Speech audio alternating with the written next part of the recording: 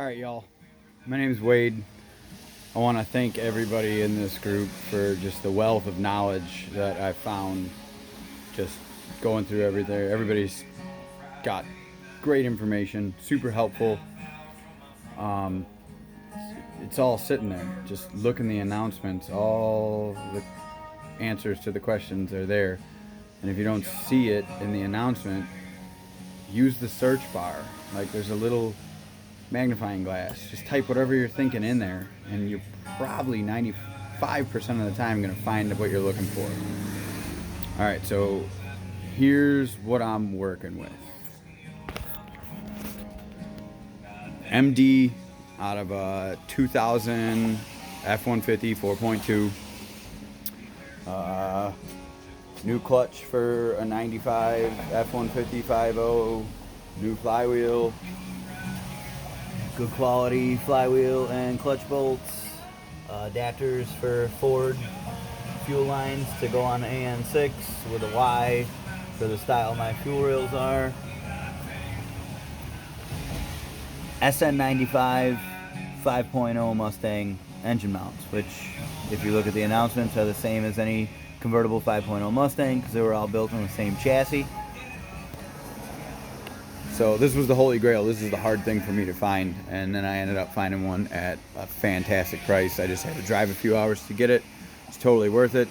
They toasted the engine, didn't think anybody was interested in the trans, and bam, got it. I jumped on it. I missed too many, and I wasn't going to miss this one, so I dropped everything so I could go get it. What's going to be in front of it is this girl. It is a stock bottom end out of, I believe, an 89 Mustang. It was sitting in my buddy's shed forever, and he donated it to me a while ago because I had big plans to use this in something else, but as always, now the plans have changed.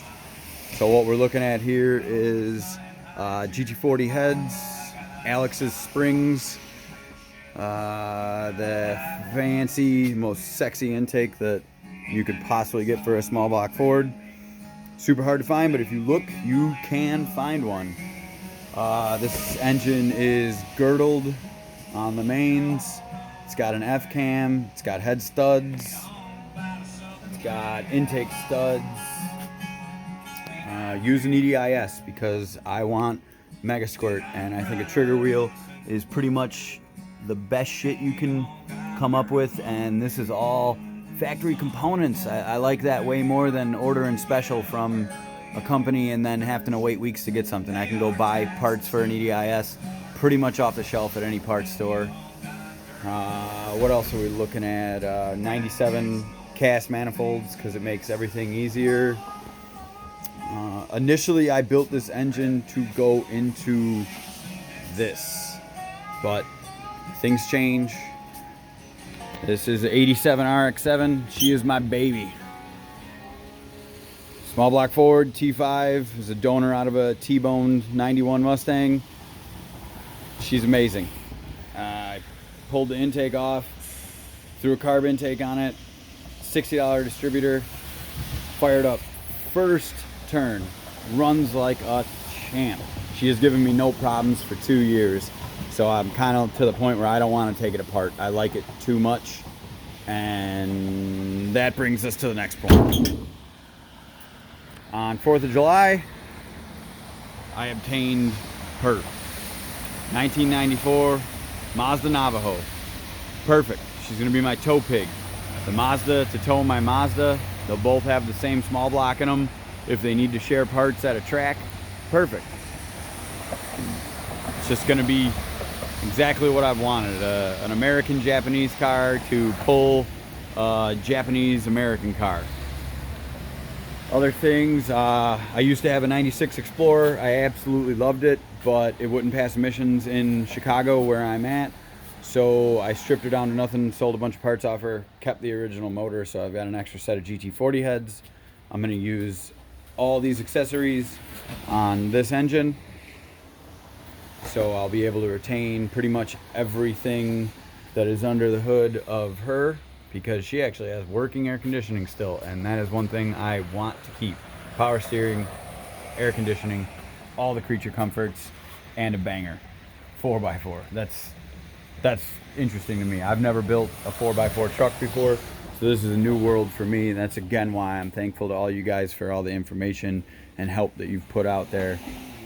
Oh, if you notice, there is some bungs or drains on this engine, because the original plan for it in the RX-7 was to get these.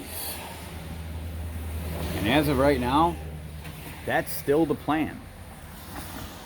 I am going to twin turbo that Navajo after everything is right with this.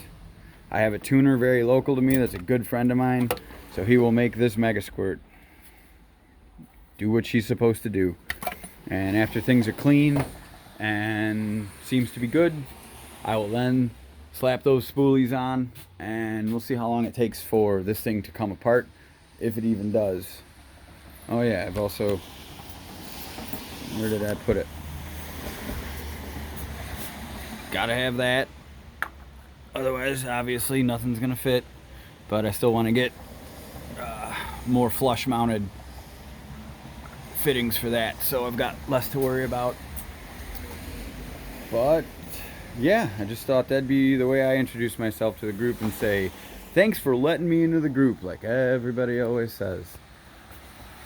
So, y'all have a good weekend, and hopefully I get some work done in here, and next big step is tearing everything out of that, because she is a perfectly running and driving vehicle, but I am not cool with a V6, so gotta get some extra pistons. And yeah, if anybody's looking for a good running drivetrain out of a Explorer, air quotes, I've got one. Hit me up. It'll be super dirt cheap.